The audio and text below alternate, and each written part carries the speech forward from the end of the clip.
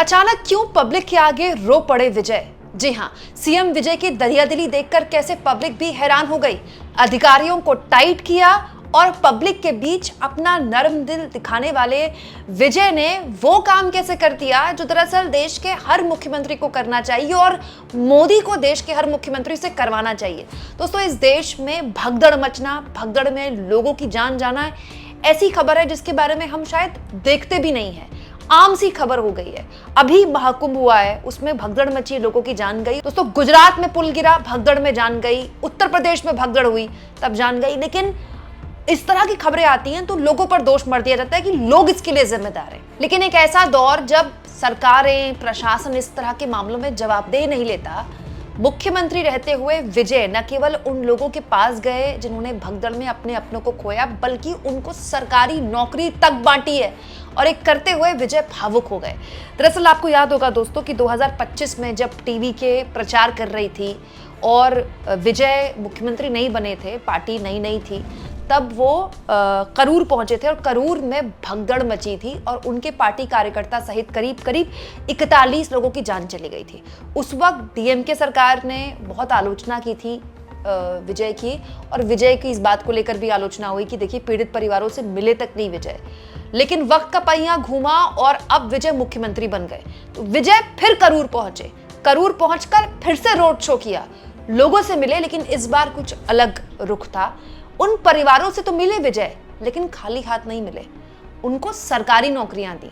वो तमाम 41 परिवार जो प्रभावित हुए थे इस भगदड़ में, सबके परिवार को सरकारी नौकरी मिली। और जब वो ऐसा कर रहे थे तो भावुक हो गए, क्योंकि हर किसी ने अपना खोया है। देखिए, आप कितना किसी को मुआवजा दे दीजिए, कोई सरकारी नौकरी दे दीजिए, जिसने अपना खोया है ना, उसकी कोई भरपाई नहीं है किसी नौकरी से या पैसे से। लेकिन फिर भी जब सरकार ऐसा कुछ करती है तो कम से कम वो एक्नॉलेज करती है। हालांकि उस वक्त डीएमके की सरकार थी और अब खुद की सरकार बनने पर विजय ने एक बहुत बड़ा संदेश दिया है, और ऐसा करते हुए वो खुद भी भावुक हो गए।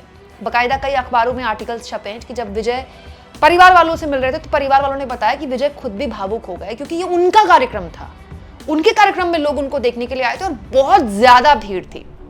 हालांकि इस बीच बहुत कुछ हुआ है दोस्तों। अधिकारियों की क्लास लगाते हुए उन्होंने लोगों की नौकरियां भी छीनी और अधिकारियों को टाइट किया। कैसे हुआ क्या दोस्तों, ये खबर आजकल पता ही है आपको कि हर किसी को ऐसा लगता है कि किसी एक पॉलिटिकल आइडियोलॉजी से वो कनेक्ट हो जाएंगे तो उनका प्रमोशन हो जाएगा। तो टीवी के का कार्यक्रम था करूर में, बहुत बड़ा कार्यक्रम था, जिसमें हुआ क्या कि एक स्कूल की हेडमिस्ट्रेस को सस्पेंड कर दिया गया। क्यों? क्योंकि करूर में डिस्ट्रिक्ट एजुकेशन ऑफिसर ने एक सरकारी मिडिल स्कूल में ये आरोप है कि टीवी के का जो प्रोग्राम था वो दिखाया और जबरन बच्चों को दिखाया गया। दोस्तों, करूर जिले के कृष्णा नारायणपुरम में पंचायत यूनियन मिडिल स्कूल है, ये गर्ल्स मिडिल स्कूल है। इसमें हेड मिस्ट्रेस एस मलिका पर आरोप है कि उन्होंने टीवी का जो कार्यक्रम था वो बच्चों को दिखाया। इसको लेकर टीवी के की बहुत आलोचना हो रही थी कि ये क्या हो रहा है, बच्चों को क्यों राजनीतिक किया जा रहा है, स्कूल कोई राजनीतिक प्रोग्राम दिखाने का कार्यक्रम है। 9 तारीख को ये सर्कुलर इशू हुआ और 10 तारीख को खबर आ गई दोस्तों, 10 या 11 को खबर आई इनफैक्ट, कि मुख्यमंत्री ने आदेश दिया है कि हेडमिस्ट्रेस को ही सस्पेंड कर दिया जाए। इनफैक्ट एक और आदेश मुख्यमंत्री की तरफ से दिया गया है दोस्तों, जो कि बड़ा इंपॉर्टेंट है। मुझे लगता है हर राज्य के मुख्यमंत्री को यह आदेश देना चाहिए, खुद प्रधानमंत्री मोदी को यह आदेश देना चाहिए कि स्कूल्स में किसी भी तरह की राजनीतिक गतिविधि नहीं होगी। आपको याद होगा जब शुरू में मोदी ने मन की बात करनी शुरू की थी तो बकायदा बच्चों को बिठाकर मन की बात सुनवाई जाती थी और इस तरह के खूब कार्यक्रम आयोजित किए जाते थे। अब तमिलनाडु की विजय की अगुवाई वाली सरकार ने फैसला लिया है कि कोई भी पॉलिटिकल हैपनिंग होगी, राजनीतिक गतिविधि होगी, किसी भी तरह से स्कूल को उससे दूर रखा जाएगा। तमिलनाडु सरकार का ये ऑफिशियल फैसला है। इनफैक्ट राजनीतिक कार्यकर्ता आप स्कूलों में भी नहीं घुस सकते, ना वहां किसी भी तरह की बातचीत कर सकते हैं। स्कूल केवल पढ़ाई के लिए ये फैसला लिया गया है टीवी के ने। और ये भी साफ सर्कुलर जारी करके सरकार ने कह दिया सारे स्कूल्स को कि किसी भी तरह के सरकारी कार्यक्रम में बच्चों की कोई भागीदारी नहीं होगी। बच्चों का काम होगा स्कूल आना, पढ़ना।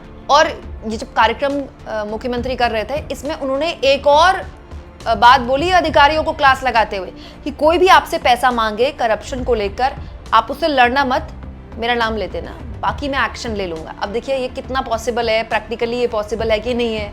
कहाँ किस तमिलनाडु के गांव में कौन किससे करप्शन ले रहा है और लेने वाला कह दे कि मैं मुख्यमंत्री को बताऊंगा, और मुख्यमंत्री को वो कैसे बताएगा, मुख्यमंत्री इतने एक्सेसिबल थोड़ी होते हैं। लेकिन ये कह देना भर काफी होता है, अधिकारियों के बीच में ये बोलकर भी एक डर बैठ जाता है। तो हर दिन तमिलनाडु के मुख्यमंत्री हैं सी जोसेफ विजय, वो सुर्खियां बटोर रहे हैं अच्छे रीजंस की वजह से। जो उनकी सरकार का 6 महीने का जो हनीमून पीरियड होता है ना, जिसमें हर सरकार को एक मौका मिलता है कि वो खूब पॉजिटिव खबरें करे और उसको उसका काफ़ी कवरेज मिलता है, कम से कम विजय को तो वो मिल रहा है और उनकी पीआर टीम उसका पूरा फायदा भी उठा रही है। हालांकि करूर भगदड़ में जिन परिवारों को सरकारी नौकरी दी गई है, इसके लिए मैं बोलूँगी दोस्तों कि ये एक ऐसा कदम है, ये एक ऐसा फैसला है जो लगभग सारी सरकारों को इसके बारे में सोचना चाहिए। दोस्तों, किसी भी मंदिर में, किसी भी कार्यक्रम में, किसी भी तरह की भगदड़ होती है ना, तो उसके लिए स्थानीय प्रशासन कहीं ना कहीं जिम्मेदार होता है। तो या तो उनको आप जिम्मेदार ठहराइए, या फिर जिस जगह पर ये सब कुछ हो रहा है उसके लिए जिम्मेदारी होनी चाहिए। क्योंकि किसी भी राज्य में अगर एक मतलब संख्या से ज्यादा लोग जुट रहे हैं तो स्थानीय थाने को सब पता होता है। तो ये पुलिस का काम है कि वो इलाके में स्थानीय तौर पर प्रशासन की पूरी व्यवस्था बनाए रखे। लेकिन आपको याद होगा जब कुंभ में भगदड़ हुई थी तो कैसे उन लोगों को ही जिम्मेदार बताया जा रहा था। यहाँ तक बेशर्मी आ गई थी लोगों में कि सोशल मीडिया में कहा जा रहा था कि चलते नहीं है, लोग बैठ जाते हैं, इसीलिए सब कुछ किया जा रहा है। और भगदड़ केवल कुंभ में नहीं हुई थी, रेलवे स्टेशन तक में हुई थी, याद होगा आपको। और ऐसे हालात में लोगों को जिम्मेदार बता दिया जाता है। पहले कहा जाता है कि ऐसी व्यवस्था है, वैसी व्यवस्था है, एआई कैमरे लगाए गए हैं, ये है वो है, और उसके बाद जब व्यवस्था चरमराती है तो उसके लिए लोगों को जिम्मेदार ठहरा दिया जाता है। इनफैक्ट महाकुंभ में तो याद होगा आपको, कई रिपोर्ट्स ये भी आई थी कि जितने लोगों की मौत हुई वो स्वीकारा तक नहीं सरकार ने। ऐसे हालात में अगर कोई एक प्रशासन है, कोई एक सरकार है जो ना केवल इसको स्वीकार कर रहा है बल्कि नौकरियां बांट रहा है, सरकारी नौकरी, उसके लिए कम से कम बातचीत तो होनी चाहिए। आपको क्या लगता है दोस्तों, कमेंट बॉक्स में जरूर लिखें।